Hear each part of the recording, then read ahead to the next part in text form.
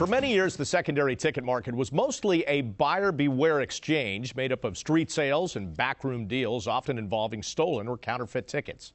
But the rise of the internet has changed how we buy and sell tickets. Lawmakers, entrepreneurs, artists, sports teams, and consumers are all currently fighting for the power to control or influence this still evolving marketplace.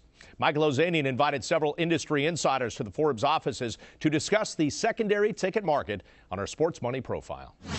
When you buy a ticket to an event, is that ticket a commodity that can be freely bought and sold like a stock, or is it a license granted by a venue or an artist that can be used and revoked as they see fit? These are the legal definitions being argued in courts around the world, all because of the rise of the online secondary ticket market. As business moves out of the regulated states and municipalities and into the frontier lands of cyberspace, players in the market are maneuvering for positions that will lead to profitability and control. Nowhere has this been more evident than in the sports arena, as Jack Grotzinger, co-founder of SeatGeek, a website that aggregates ticket listings from secondary ticket markets, explains. It's interesting because it's changed a lot over the last 5 years or so. I think even going back 3 or 4 years, teams they hated the secondary market. They wanted to pretend it didn't exist, and they did everything they could to sort of quash it. Over the last couple of years, they've really embraced it and realized that the secondary market is here to stay, so we might as well try to figure out how to work with it and how to maybe make some money off of it ourselves. So a couple examples of that. StubHub signed a major deal with Major League Baseball, where you'll now see, you go to a Major League Baseball park and you'll see StubHub plastered all over the place. Teams now make it very easy to resell tickets on StubHub by sort of this electronic transferability, where you don't need to mail a ticket in the mail. You just sort of type in the barcode and it's transferred online. Makes it super easy. Do you think that the secondary ticket market actually helps teams sell more season tickets? Yeah, absolutely. So I mean, you think of it from the perspective of a baseball fan who's buying baseball season ticket holders buying 81 tickets at the beginning of the year. Not many people want to go to 81 baseball games, even diehard fans. So if you have no way to resell those tickets, it's not a very interesting proposition, right?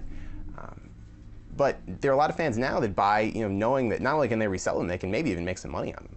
So what was previously a burden, all these tickets for games I didn't want to go to, now becomes maybe even a profitable opportunity. I can go to the games I want to, and for the ones I don't, I might even make a little bit of money. So because of that, season tickets become a more appealing proposition for fans, and teams can charge a bit more for them. When the Jets, God forbid, were not having some good years back in the 70s, in the 80s, if you had extra seats, you could barely give them away. This new market has been a boon for people like Bob Rank, a longtime season ticket holder of Jets and Yankees seats and user of StubHub, the world's largest online ticket marketplace. As a season ticket holder, if I find out that I'm not using tickets, I can price them. And in StubHub, most importantly, I know what everybody else's price is. So I can hit the bid and I can make prices, relative to what the real demand in the real marketplace is. What the secondary market has allowed is for other ways for regular people to get access to season tickets. Some stadium operators are concerned that large players in the online secondary market are manipulating ticket prices for more control and profitability. As Mike Janes, the founder of FanSnap, illustrates. A broker, for example, could come to you, you have 81 home games, you intend to go to 30, and you could say to that broker, these 50 games are available. They might write you a check and say, okay, you don't have to go out to the marketplaces, you don't have to price, you don't have to pay attention. I think I know this market, I'll write you a check, I'll take the risk. And that's really what brokers do, because there is no such thing as guaranteed money in reselling tickets. Big sellers like brokers account for 35% of online secondary ticket sales and now have more control over how teams run their stadiums. In addition to the fight over pricing, there is also a struggle for access to customer information, a major part of any marketing and sales foundation. Sports banker Rob Tillis explains. There is a natural tension that's built in there, right? Because the teams really feel like they own the customer, they have the CRM systems in place, and they really want to be able to identify with their fans. What StubHub and Viagogo have done pretty successfully over the last 5 or so years is disintermediated that market and basically captured some of those customers. So there is a fight going on there. Ultimately, I think it is the team that owns the customer. It's the experience that the customer wants to have. So we'll have to see how that plays out. Expect the secondary ticket market to continue to evolve as teams, online exchanges, and fans continue to innovate and the market finds its equilibrium. I think what we're going to see is more teams move to two things. One is moving to the dynamic pricing model, which is pricing games on a per-game basis depending on the level of your opponent. And then the second thing we're going to see is more white label pricing. So the teams, in effect, are going to be doing their own secondary ticket pricing and trying not to cannibalize the value for their season ticket holder. I really see the fact that a seat is empty is a failure in the market.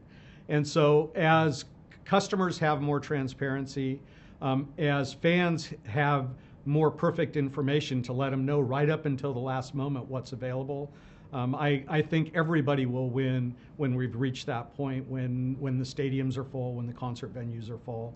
And if you look at the data that exists out there, we're still quite a ways away from that. The secondary ticket market is expected to become a nearly $5 billion industry in 2012, with approximately 60% of its sales falling under the heading of sports. A major beneficiary of this expansion is StubHub, whose David versus Goliath story ended when it surpassed every online company in ticket sales, forcing the former category leader eBay to buy the rising star. Now StubHub has assumed the role of the giant intimidator, but the company had to fight several battles to get where it's at, including lawsuits against and from the New England Patriots over the sale of tickets. In 2006, the New York Yankees sent out letters to season ticket holders suspected of selling tickets on StubHub, denying them the right to purchase season tickets the following year. In an effort to ride a growing wave, several leagues, including Major League Baseball, have formalized relationships with StubHub. In order to find out how this partnership has gone, I spoke with Lon Trost for the New York Yankees and Daniel Magid for StubHub. How would you describe, in general, the relationship you have with the various sports leagues and teams? There's an open dialogue. We've had an open dialogue for years now, since inception. I think that we provide a lot of value to whether we're partners or not partners. I think people look at StubHub as a source for ticketing information.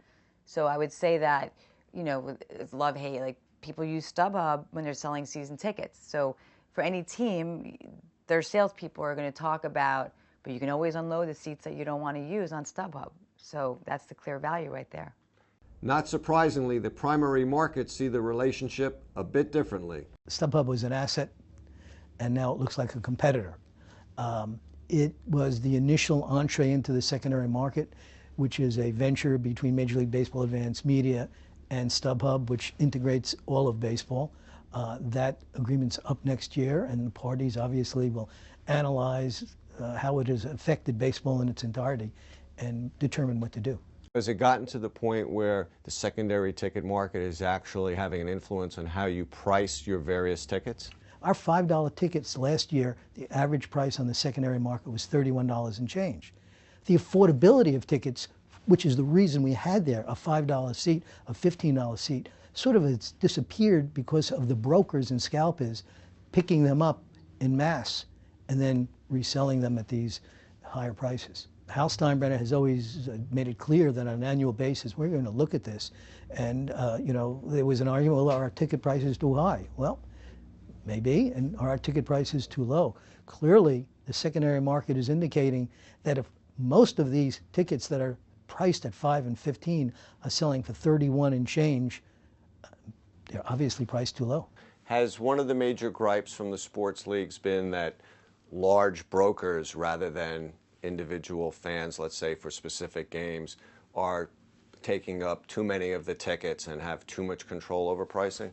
You know what I'd say about brokers? They're very convenient when you need them, and then maybe one day they're not so convenient. So I can't answer that. Like, I think that brokers serve a purpose in the value chain, and I think teams have a much better sense, you know, what role brokers play in that value chain.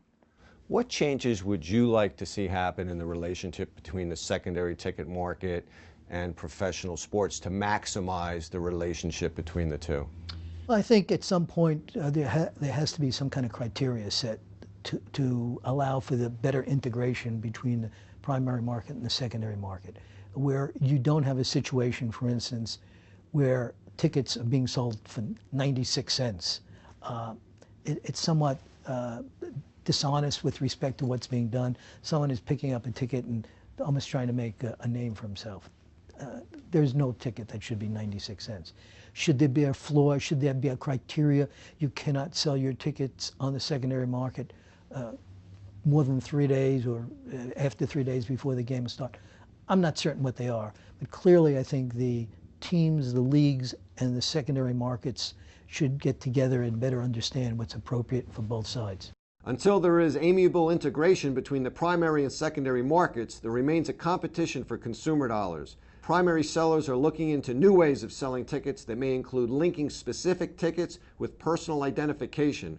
Franchises like the San Francisco Giants have started using dynamic pricing, but are they truly receptive to a free and open exchange, and could this eliminate the secondary market? StubHub doesn't seem worried. Some of the new things that sports teams have started to do the last few years, such as dynamic pricing and variable pricing, is that sort of a tip of the hat to StubHub? It's a nice way of putting it, Michael. I would say we take it as a compliment.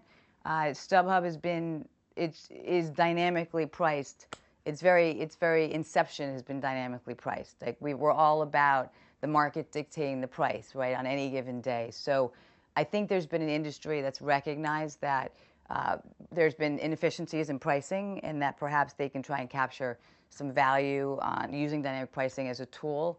The interesting thing for us is that we found that the venues and teams that are dynamically pricing, we're still seeing dynamic and vibrant growth on those particular, what we'd say those venues or those games. So they're not mutually exclusive. I think if it helps a venue, that's great, and there's still going to be people who are going to want to unload their tickets, and so we're still going to see strong growth on StubHub.